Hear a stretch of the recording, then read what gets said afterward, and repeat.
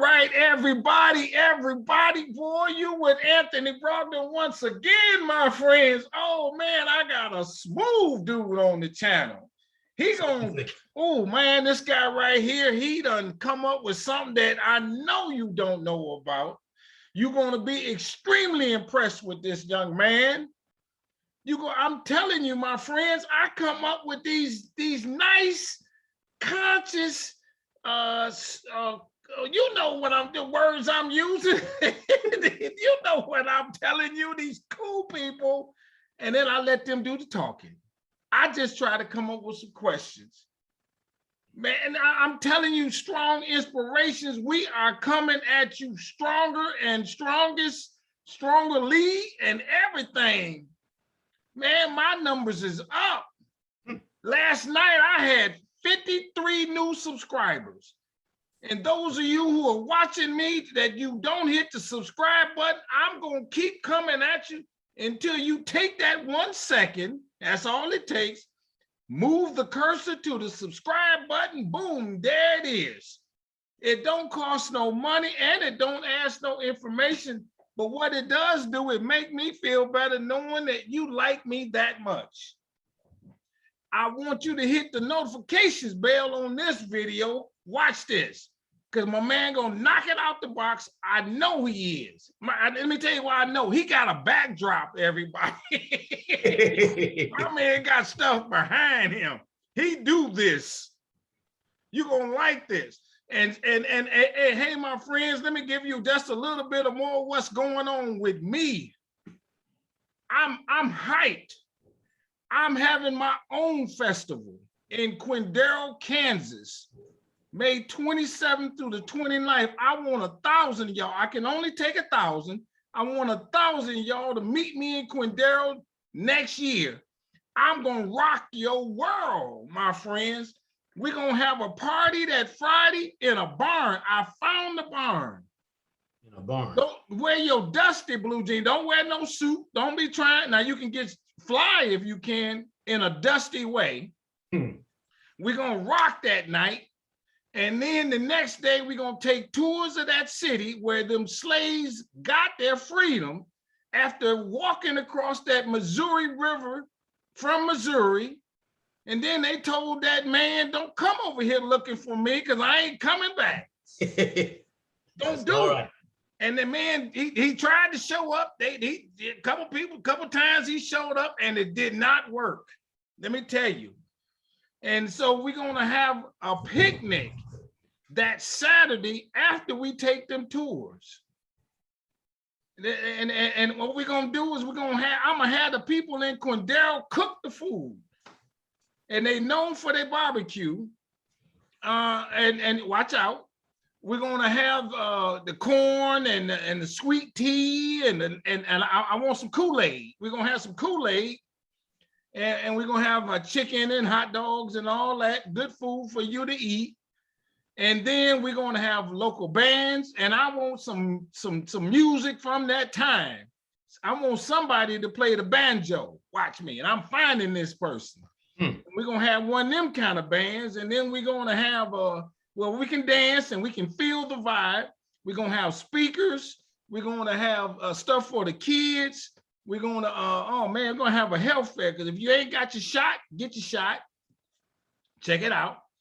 And we're gonna do all that in the park in Quindaro. We're gonna rock them, and then we're gonna try to see how late we can stay. But I want us to stay when them stars come up so we can feel the vibe of what them people felt like. That's next year. Watch me. And I've come up with another location. I'm doing 2 of them next year. I'm a rock and roll. The next one is September 30th, which is a Friday. We're gonna be in Elaine, Arkansas. If you don't know the history of Elaine, them racists were so mad at them sharecroppers because them sharecroppers told them, hey man, I'm tired of you cheating me, telling me I ain't picked enough cotton and whatever. I'm $20 short, so I can't leave. I'm tired. I'm getting my own situation. The man said, oh man, I know I'm doing wrong, but I'm so upset and I know I'm wrong.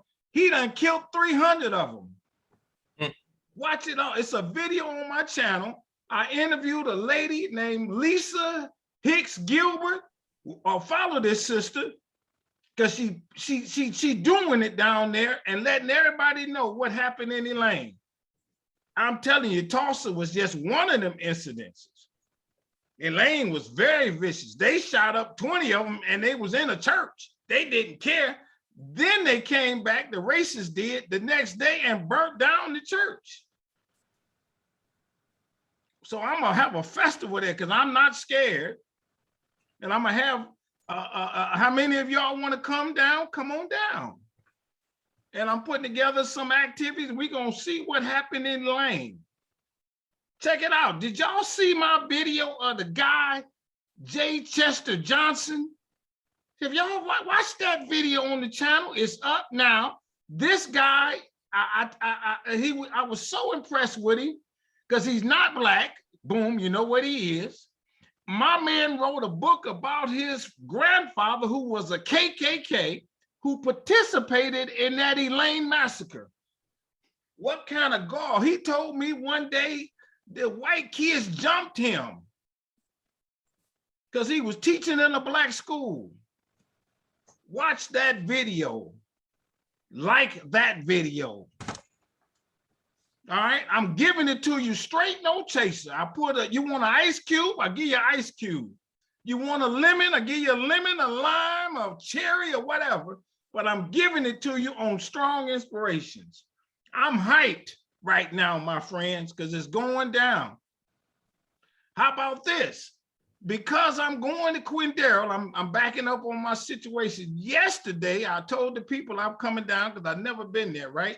And they said, well, come on down. I got to go look it over, bada boom, bada bing. And I got to thinking, when can I make it? And how can I make my visit meaningful? I'm having a toy drive in Quindaro. I talked to the guy who got the Black History Museum. My man said, I got the facility, don't cost you no money. I told him I want to get 100 people to come through here December 4th this year, and I want them to donate toys.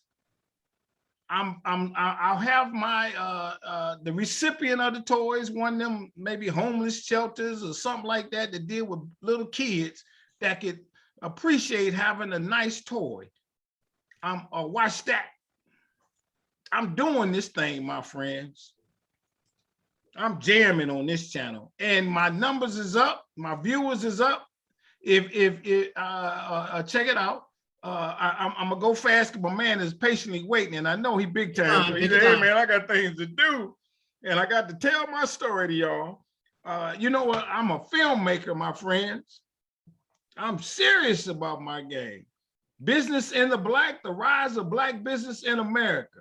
Slaves who went to college. People say, how was that possible? Well, there were 3 HBCUs open before slavery ended, and some of them white institutions was accepting Blacks. I'm not making this up, my friends. It's in my movie, and I named the names. I named the schools. And it's much more than that. 75 minutes long, so you know it's much more. It's streaming on Amazon. Watch this. Sit there with your kids, get you some popcorn, and before you go to sleep, it's over. Oh, check it out, man. I really want you to read my book. I had a lot of orders last night. Thank you, my orderers. And the book is very reasonable because I'd rather you have it than I have it. All right. And it's like the movie, but it's more thorough. One guy sent me a message. He said, man, that's the most comprehensive, easy to read Black history book he ever came across. This book going down in history. Watch me. I tell you some of I give you all the ways slaves got their freedom. Did you know they sued for it? Up there in Massachusetts, one lady heard them white people talking. He said, sue, I'm going to court. She took them to court and won. That's right. True story. We was tired of that bondage. Had enough. One day was too many. We found a way out. It's all that's in the book. I got 13 slave-owned businesses and 150 other businesses. I got at least 30 Black newspapers. 30-something, 40-something Black banks, 15 or more Black organizations in my book.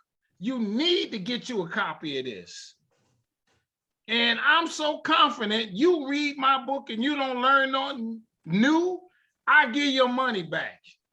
A book with a money back guarantee, and I don't even ask no questions. I say, if you call me and said, hey man, learn that new, I give you money back. No questions asked.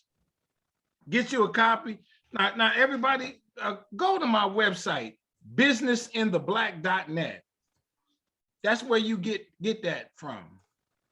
Like me on my Facebook pages, Business in the Black, Black Business Book, Black History Then and Now. Follow me on Twitter at A Strong Dream. That's what this is. And you hear me use the word strong a lot, right? Strong stands for strength, tenacity, resilience, and a sense of oneness, nobility, and grace, which that is my introduction to my guest today. Strong man. Come on, brother, introduce yourself. Let's get it on. Strong Inspirations. Hey, well, I'm so inspired by hearing you talk about all the things you're going to do. We're going to have to talk later so I can get more information and maybe come to Kansas myself. Yep. But I really enjoy being able to tell stories about Black history that we didn't learn in school. There is so much different perspective. Okay, hold on, man. I asked you to hold on.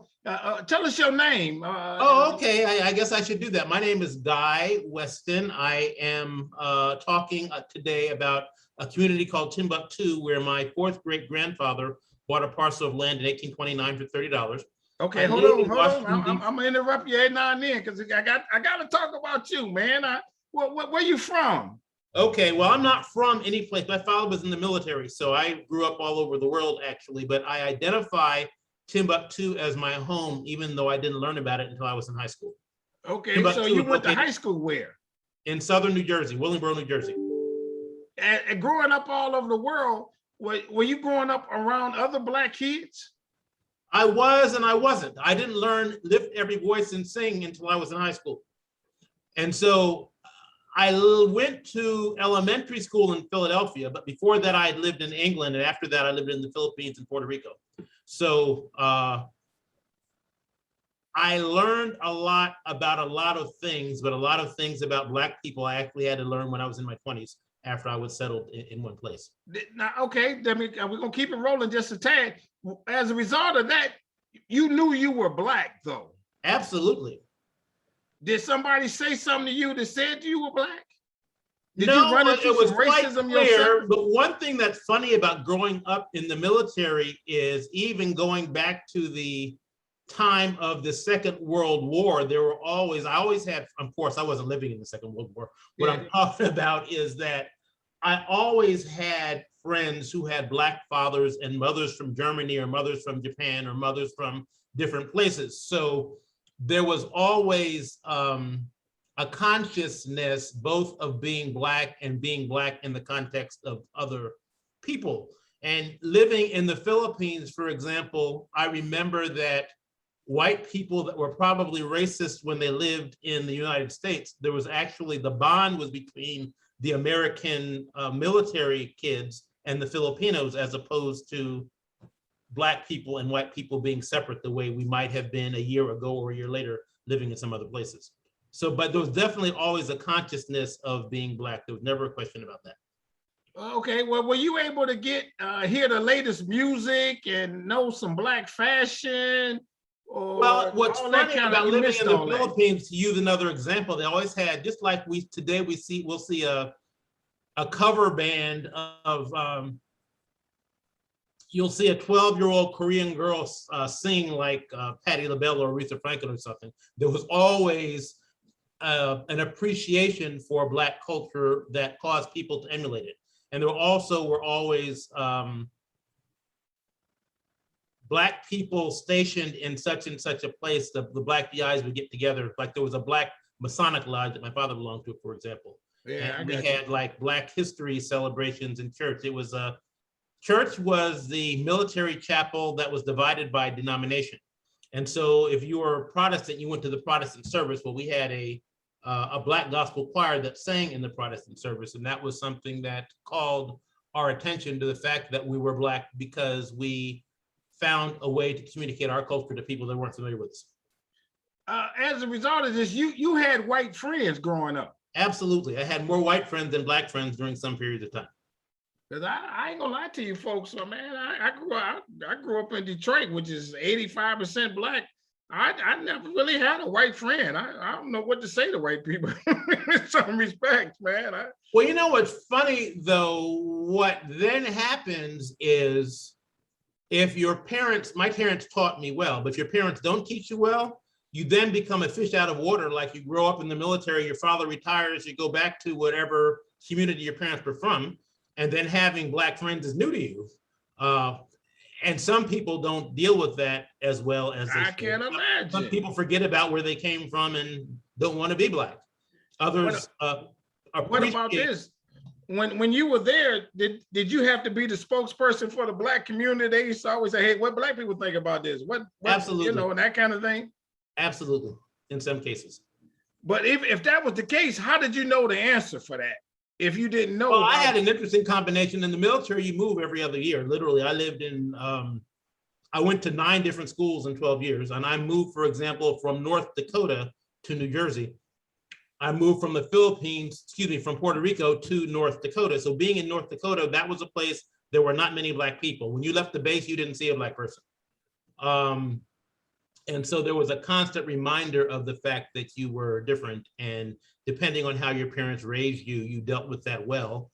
Maybe you didn't deal with it so well if you didn't get the values instilled in you to make you proud of where you came from. But to answer your question specifically, I had a combination of living in Philadelphia, for example, where my family is from, and living in those different places. So I was able to take my childhood experiences of Philadelphia, living in a Black community, to other places where I lived, and I always had that strong connection. I was also always the child that spent time with older people, so that when other kids were out playing whatever they did, I was under my grandmother or my grandfather or some elder relative learning from their knowledge. I always connected to my heritage by connecting to the elders in my family. Okay. And so when you're a young child, they call that a nerd.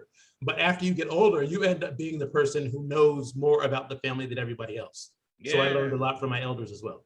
So all that, something clicked in you for you to be where you want to learn your family history and learn Black history. That is absolutely true. And some of that came later, because when I say later in the sense that now this is my career, but it was not always. I spent 30 years working in public health. And just the idea, for example, that my 4th great grandfather had $30 to buy a piece of land and it belonged to a community by Black people for Black people, that was fascinating to me. I went to high school 3 or 4 miles from the community where Timbucktoo is, and they didn't teach me about Timbucktoo in high school. So one of the things I did, for example, in the organization I founded, which is called the Timbucktoo Historical Society, we got a grant from the county and we developed curricula so that children of families from Timbucktoo, when they went to school to learn social studies and history, they would learn about the community where they live. The one thing that is sometimes difficult for us, because we want to strike a balance. We don't want to ever say that slavery didn't happen. We don't want to say that people who weren't enslaved were different than people who were. But we want the narrative to be balanced. And by that, I mean, there were Black people who owned land. There were Black people who held profession. If you look at Solomon Northrop, the story of the 12 years a slave, he was a musician, he owned a house, he owned a business, he was an independent person. There were a lot of Black people like that before the Civil War, but we don't learn about them. Yeah, so right. Let me back up just a tad though. How did you find the story about your family owning the land then? How did you come across that? Well, I had a cousin who told me about it when we were visiting home from another place once. And then when my father retired, just by coincidence, we moved to an area that was not very far from it. But to make a long story short, This was land where my family lived from 1829 until the time of the Depression, when it was a rural area in southern New Jersey near Philadelphia, where there wasn't a lot of work. So little by little, everybody moved to Philadelphia, which is where my grandmother and my mother were born.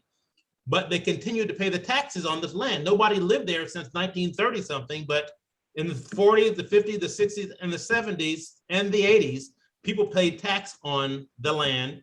One person would get old and pass it on to somebody else. And so one cousin, my grandmother's first cousin, decided to pass it on to my mother. We went to her house and said, well, I want to give you, she said, she wanted to give us the deeds to the property. And what she gave us was, if you see the deed behind me, the handwritten, that was most of the papers she gave us were handwritten from the 1800s. And so on that day, when I was already probably 30 years old, I learned that it went back that far. I just knew we had property in the family that my great grandmother grew up on. I didn't know that it had been in the family for 150 years or however long. Okay, now hold on. How about this? So you learn this and you decide to do what? Upon well, initially, that's an interesting story too. And so you take that was the oldest deed. There were 3 deeds. We took the 1930 deed to get title insurance for me to build a house. And they said, oh, well, you don't own this property. What do you mean I don't own this property? I've got this deed, I've got that deed, I've got this long trajectory of documents that say that what it was, my my great-great-grandfather ended up with the property. I don't know what happened with brothers and sisters that they didn't stay, but he's the one who stayed, raised his family there, passed it on to that generation, etc. That was, he died in the 1930s. They did things differently then. Today, if you go to apply for a mortgage to buy a house, you have to get title insurance, even though you own the land. Okay. They said, well, you don't own this. Why don't you own it? Because my great-great-grandfather had 3 brothers and 2 sisters. They had rights to it. It doesn't matter that he lived there. There was no deed transferring the property from his father to him. So therefore, when he transferred it from him to his daughter, he only transferred 1/7, the 7th that belonged to him.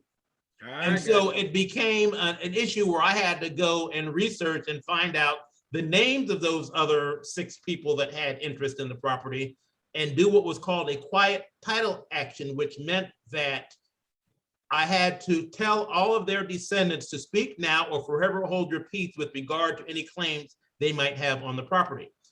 And the research that I did to find those names was what really got me engaged in understanding this history. Fortunately, nobody responded, because if I say, well, the descendants of Tom Smith, George Jones, and Susie Johnson, please come. Let me stop. Nobody knows what their great. Let me start. Now, all these are your cousins. Yeah, right. But you don't know the names of your great-great-grandparents' siblings, let alone the names of their descendants. You didn't grow up with them.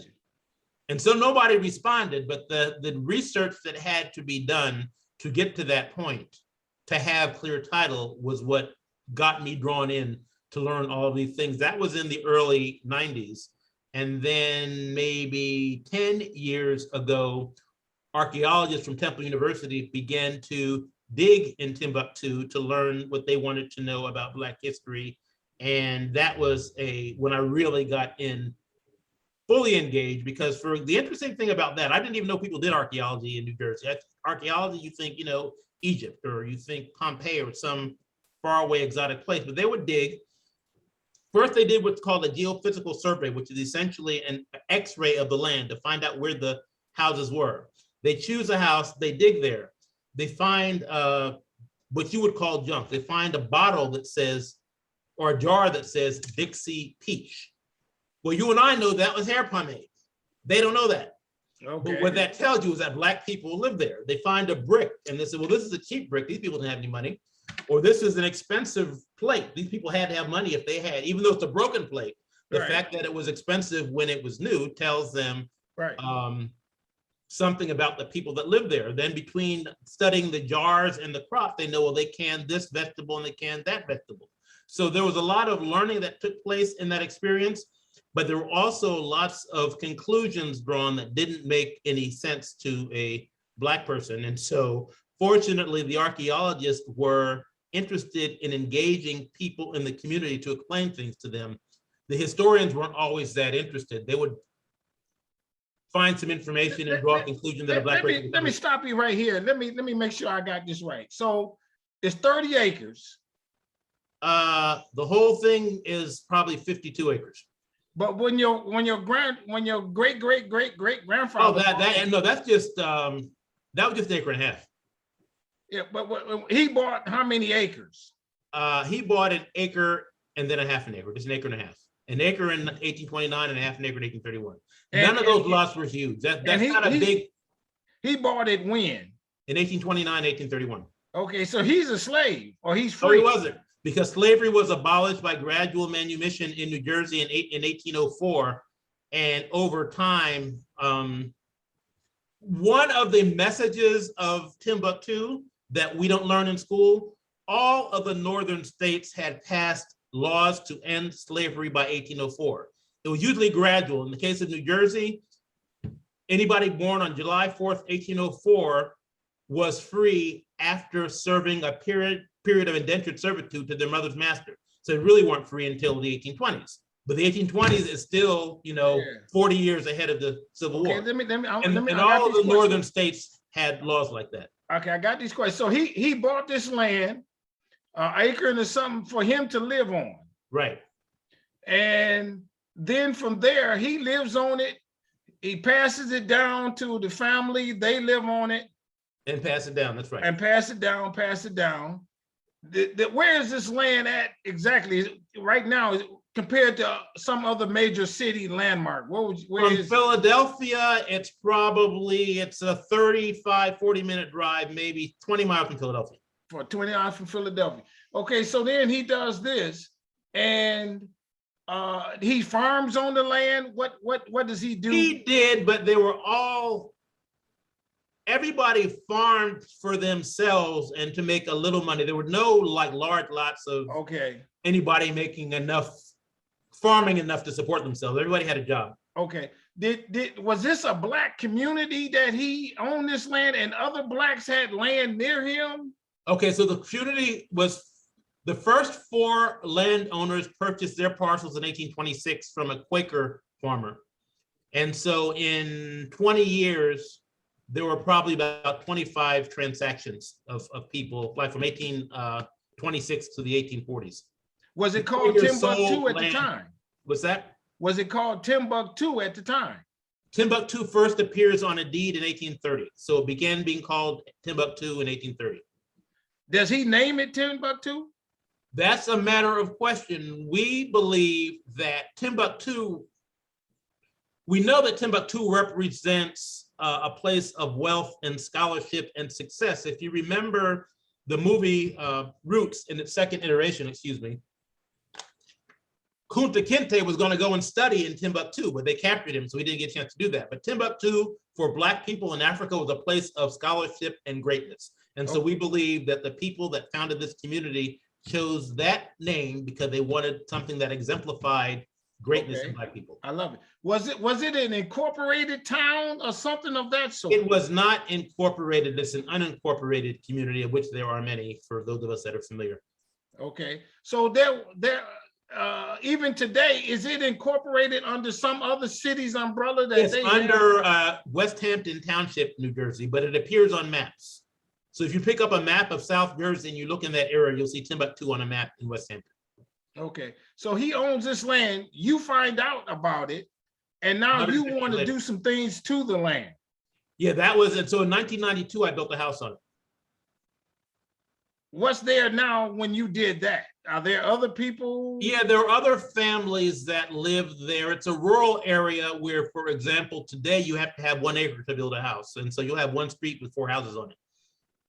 Okay. And how did it get from 1 acre to 30 acres or to 50 acres? Do you own 50 acres? No. We only own 1.5 acres or 2 acres we own. But the Timbucktoo is 50 acres. other families had the same experience that I did. I got you. I got you. I got you. I got you. Okay. Now, what are there stories of viciousness by white people in Timbuktu? There absolutely are. We had a school called the African Union School that was, and it had a very interesting deed. The deeds in those days, before incorporation laws, the deed would say what the land was being purchased for. And so, and to get back to your point, so though the school established in 1834, but then in 1842, it was burned down. Now, nobody told, I have not seen a story that says who burned it. We can imagine who burned it because they didn't want Black people learning to read. But the fact of the matter is they were able to build that school. They were able to incorporate that school. And in the deed, it says this is a school for Black people because we want Black people to have an education. The deed also says that you have to be a person of color that lives within 10 miles of the premises to be a trustee of the school. So on the one hand, probably the Quaker influenced people facilitated Black people organizing in that way, because obviously you couldn't file a document like that in South Carolina in 1834. I got you. On the other hand, there were other white people that didn't like that. So they lit a match and burned the school down. And then they built the school back up, and the school lasted through the early decades of the 20th century. Now, Timbuktu, in those days, was it specifically a community for Blacks, or whites lived there too? No, it was specifically a community for Blacks, but so you can look at the census records, for example, beginning in 1830, because the community started in 26, you can see that the Black people in Timbuktu appear in sequence. So that means they probably lived right next to each other. But even after you get outside of the boundary of Timbuktu, then it's sort of mixed, where you'll see 4 white names and 2 Black names, and 1 Black family and 3 white families. I see, I see. And so there was integration much earlier in the North than we ever hear about. So Timbuktu, that's the name of the city. Is it the township or whatever? It's an unincorporated community, we call it. Okay. That's the legal definition in an unincorporated community. Did they have streets with Black businesses on it, that kind of thing? Well, it's very rural. They did, all of that was gone long before my time. We know there was a school, a church, a cemetery. There was like a general store. There's even a story about in around 1880s of the state liquor laws being changed and how that would affect the sale of liquor in Timbuktu. A story, when I say story, I mean a news story. You can read about it in the newspaper. So we know there was a general store and some kind of a tavern and 2 schools and a church. I got you. Yeah, but behind you, you also have a couple of things. You have a tombstone that says Lambert Giles. Lambert Giles, 1815 to 1875. That is my 3rd great-grandfather. That was the 2nd generation to live there, and that gravestone is intact. So there's a cemetery there, and that's where a lot of them were buried. Yeah, there are 2 cemeteries actually. That's in the cemetery close by, where there are a lot of Black gravestones from that era. But unfortunately, during that period of time, wooden grave markers were common. So a lot of the grave markers are gone, but there are several that still left. On the other side of you is a sign that says a stop on the Underground Railroad. That's right. That's a plaque that I actually had made, a sign that I had made probably in 2005 or 6 at the entrance of Timbuktu for people to know what it is, because over time, that was just the neighborhood where Black people lived. Nobody knew the history that we're talking about today. Even people who lived there, I have a neighbor whose great-great-grandfather moved to Timbucktoo in 1850. He didn't know that. But again, do you know where your great-great-grandfather lived in 1850? People did not, and so people don't know the history of the community where they lived. And so that was the purpose of that sign. And so have you done some things to help find people whose family live there? Is that what your Facebook group does or something like that, right? Yeah, but there's more than people. It's also institutions and history. For example, the story of the school, the story of the church and the cemetery, there was a battle called the Battle of Pine Swamp in 1860, where a man, a slave owner from Maryland, hired someone in Philadelphia to capture one of his formerly enslaved people that escaped. And there's a long story about how they tried to capture this man named Perry Simmons, and how the community rose up and fought back and beat them down, and they ran away. I want people to read that story. I don't want people to only know that Black people were beat upside our head with a baseball bat. I want people to know the stories where white people were beat upside of their head with us by a baseball bat. Right. And that story is 1,100 words in a newspaper, and so that needs to be part of the history as well. That was not the standard, that was the exception and not the rule, but we need to read the stories that talk about us winning, about us prevailing, about us saying, no, you won't take this man back down to Maryland. He's going to stay right here. And that was what they did. And right here was in Timbucktoo. Right. Was there have you put together a festival in Timbuktu for people every year and whatever before COVID? Every year on September, the first land purchases happen on September 23rd, 1826. So whatever Saturday falls around September 23rd, every year we would do Timbucktoo Day, but we didn't do that last year or this year because of the pandemic. We actually probably would have done it this year, but when we go to plan those things in the spring, it wasn't clear that the environment would be suitable. We certainly will do that again next year. And then we honor the long-standing families. And so it's like a history lesson.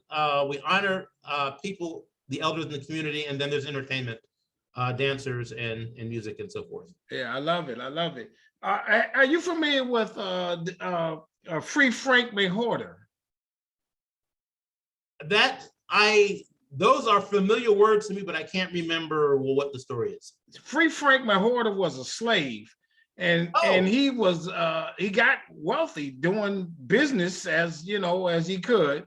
He bought his freedom and the freedom of many others, and they call him, his nickname became Free Frank. Well, he incorporated a town outside of Philadelphia, and I think it's called Newburgh, Pennsylvania. I looked that up, but it's kind of a similar story. Oh, is it Christiana, Pennsylvania? A Frank McHorter. Yeah, I've heard that story before. Yes. Yeah, there's a gentleman I have on the channel whose family, his father, great-great-grandfather, bought 250 acres in South Carolina. It's called the Jamestown Foundation. There are others similar to you. What have you written a book? What do you want? How do you disseminate your information and your findings? Well, there are a couple of ways to do that. The website has probably 5 or 6 articles that I've written, both for like magazines and a couple of academic journals.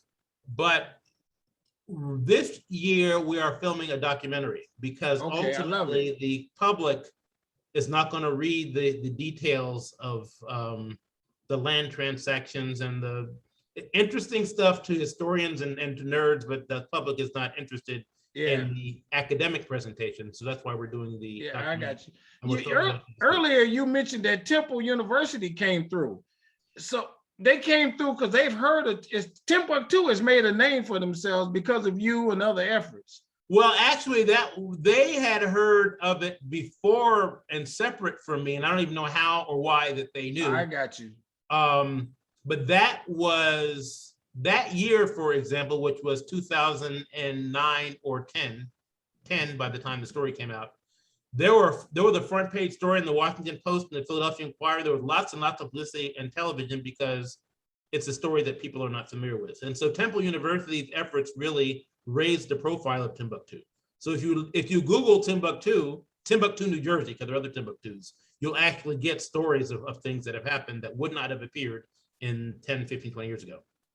You said you built a house there. Do you live there? My mother lives there now. I lived there for 7 years and I moved.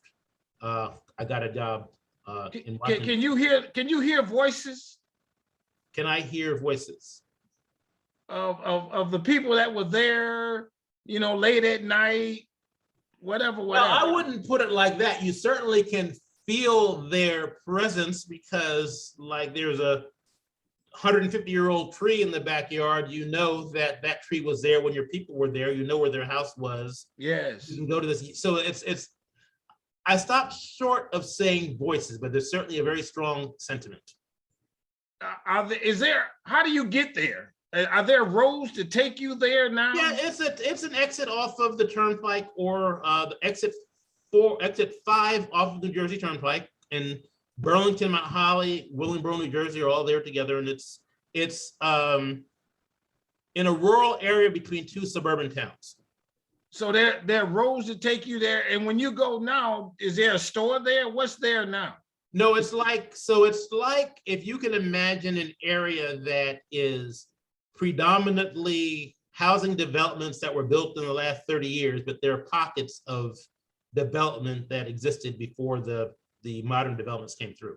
And so directly across the street, there's a housing development that's only been there for 25 years. That was probably a farm in the 1970s that's now housing.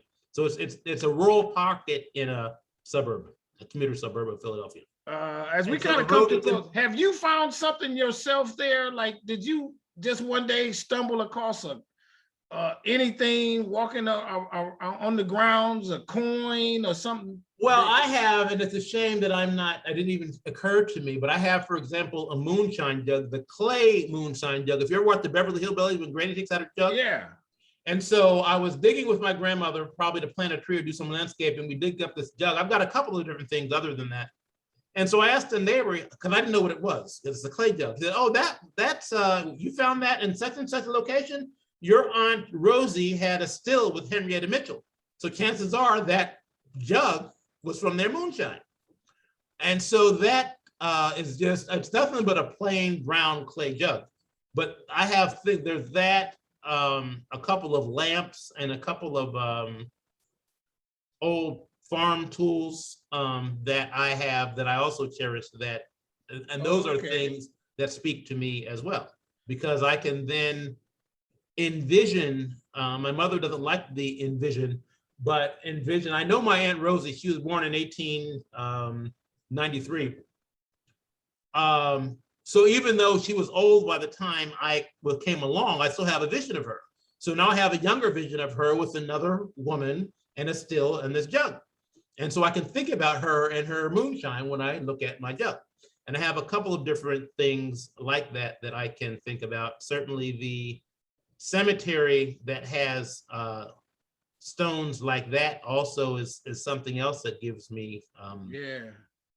There's I don't know if you answered this earlier. There's nothing left like a windmill or anything from back in the day. Or what's the oldest building? A very sad, besides the cemetery, a very sad story. So I built my nice new house, and right next door is an ugly house that's been abandoned for maybe 15 years. And so we asked the township, "Why don't you tear this house?" And they took the property back for unpaid taxes. "Why don't you tear this house down?" They didn't want to spend the money to tear the house down. So after a couple of years of negotiating, they said, "We'll sell it to you for $1, you tear it down." And we did. Well, that was the last house of Timbucktoo that would probably be, and the man who lived in that house bought his parcel in 1830 or 31.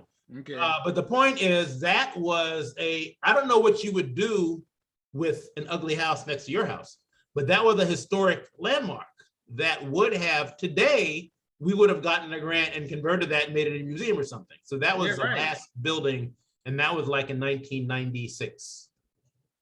So the only above ground evidence of Timbucktoo's historic past is the cemetery. A couple more questions that keep coming to mind. That's right. What is Timbucktoo today? Has a bunch of people bought property there, and now is it a Black community now? What's funny about that is, so it was a Black community from 1829 up until probably in the last 20 or 30 years. What happens, even though I love it, because if you can imagine, if you like This is an area that's like 30 minutes from Philadelphia, so it's not like you can't get to the city if you want to. Right. I really like the feeling of having a backyard. You have an acre behind you and half an acre in front of you. I just love that. So people, they grow up as fast as they can. They get out of there and go somewhere urban because that's where they want to be. And so a lot of the land just stays vacant because people don't want to live there anymore. And sometimes, and that happened in past decades. And so as new people come along to buy lots to build houses, they aren't always Black people anymore. My mother has a neighbor who is relatively well-to-do Asian man who doesn't speak English well, he didn't build it, but somebody built a house. So my mother's house is 1,700 square feet. A builder built almost 4,000 square foot house next door, which most people would not do. Nobody would buy that house except for this particular man from Asia, but he's very nice to my mother. He shovels her driveway every winter. He has lots, he has a big garden, so he brings her tomatoes and different things he grows. And so it's not a Black community anymore, but my mother always says that, and I have to be careful how I say this, basically, this particular man who's not Black is nicer to her than any of her Black neighbors are. Yeah, I got you. One more question. So the historical marker that you put, is there any other marker that says this is Timbucktoo? Yeah, we have, and I probably should have figured out how to do that here. So we put up some nice historic signs in the cemetery area that talk one has so there are US colored troops that fought in the Civil War that are buried in the cemetery. So we have one sign about them. We have one sign about the history of Timbucktoo. And then there's one about the church that established the cemetery in Timbucktoo. But those are in a concentrated area. So there's this sign on the top right side that you see behind me. And then there are those signs in the cemetery area. And I actually will probably send you that just so you can see it. I got you. Lastly, is there a question that I have not asked you, or that I didn't think of, or tell us how people can support your effort, find out more, website, things of that sort? Okay, so I'm going to, I have a slide that I can give you so you can put that up when you're finished with this. But so there are many different things that have to be done so our focus now is what we call historic preservation. And an example of that is the cemetery boundary. The legal boundary of the cemetery is off by 30 feet. No, off by 18 feet, which means that there are graves outside the legal boundary on somebody else's property. Fortunately, that somebody else's property is owned by the township, but we need to do a survey to find out exactly what those boundaries are and protect those graves as well. We want to do research around the unmarked graves to identify as many people as possible so we can properly honor those people. We want to do educational programs. So I told you about the video we're doing now. I told you about the curriculum we did 2 years ago, the signs we did 3 years ago. We want to consistently have different programs to raise awareness about Timbucktoo, and we want the narrative of African-American history before the Civil War to include the fact that there were many people in New Jersey and Pennsylvania and other northern states who, while they fought discrimination and had their school burned down, the fact is they had their school. The fact is they had their church. The fact is that they were able to make progress in ways that Black people in the South did not make progress until many decades later. I love it. What's your website? www.timbucktoo.nj.com, and Timbucktoo you see written on the top right, Timbucktoo, and I'll give you an image of that you can put up. Yeah. All right, everybody. I told you he was gonna blow you away, man. I wasn't lying to you, my friends. I don't lie to you when I meet these people and I ask them these questions. I'm popping them at him, my man. He got all the answers. He knew what he was talking about. This has become his life's mission. Would you say that, right? Absolutely my life's mission, because I want people to know what I didn't know. My God. And you know what's funny? Let me say one more thing. Yeah. And that is, it is really, really important for us to see Black people who were successful, who were strong, who fought back. We don't want to have the only image of Black people before the Civil War. is Black people being beat down and taken advantage of. Yeah. Some Black people succeeded, and we want that story to be part of the story. I love it. Everybody, I told you it was going to be good, man. I wasn't lying to you. I ain't got to lie to you. I know it was going to be good because I did a little research on it, and I was like, woo-wee. I was blown away. Everybody, come on, hit the subscribe button on Strong Inspirations because I'm going to keep giving it to you till you do. I'm having too much fun. I'm learning too much. Hit the like button on this video. If you don't like nothing else on the channel, you like this video, for sure. I want you to hit the notification bell because I'm putting 4 or 5 videos up a week consistently because it's that much out there, and all I do is do my best to find it. And then I want you to tell somebody about Strong Inspiration. Don't be keeping it to yourself. You sitting around in the bar or at the barber shop or wherever you are talking about, hey man, you heard of Timbucktoo? And then you tell the story and don't tell them where you found it at. Don't do that. That ain't cool. Tell somebody, let them know. Let them see the video. Y'all sit there and watch it with your kids and with the other people that you like. Sit there and watch the Strongest and watch this video in particular. And to you, my brother, I say with all sincerity, my man, I want you to stay strong, stay safe, stay on your grind. I love what you're doing. You have found your calling.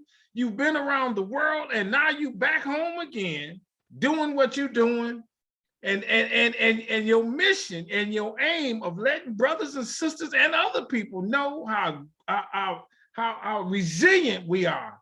Absolutely. And how successful we've been over the years, developing our own communities. Absolutely. I love that, man. I really love it. So I'm so thankful you doing it. One day we're gonna meet. I want to shake your hand. Absolutely, sure. And I'm going to go on your website and find information about the things you talked about as well, the event. And please do. I will. Thank you, everybody. Thank you so with much. that, I'm gonna say bye-bye. We out. All right. Peace.